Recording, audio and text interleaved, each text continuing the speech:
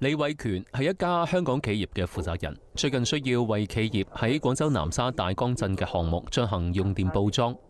佢話：以前好多內地業務需要返到內地辦理，而家香港有咗呢台廣州南沙政務自助機，方便好多。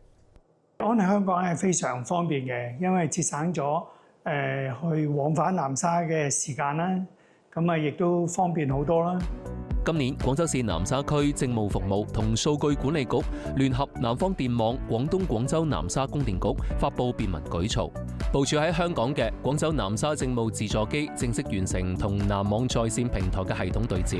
香港地區用戶在港即可以辦理內地用電業務。目前呢個服務已經覆蓋中環、尖沙咀等6大核心商務區以及新界社區中心。用戶利用服務終端可以完成電費查詢繳納、用電報裝、電子發票開具及新能源項目申報等20幾項內地用電業務。未來我們將進一步探索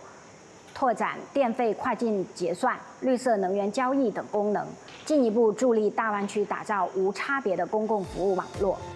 近日嚟，廣州南沙持續深化粵港澳大灣區高質量融合發展舉措，着力構建高效便捷嘅跨境政務服務體系，推出多項特色服務。香港居民唔需要跨境即可以享受零出關跨境通辦服務，全流程網上辦理廣州南沙嘅企業註冊、稅務、公積金、社保、醫保、不動產等超過120項涉港澳高頻政務服務事項。下一步，我們將進一步延伸服務觸角，拓展平台功能，創新跨境通辦服務模式，助力港澳企業和居民更加高效、便捷地享受一站式與零出關跨境通辦服務，持續推動大灣區政務服務一體化進程。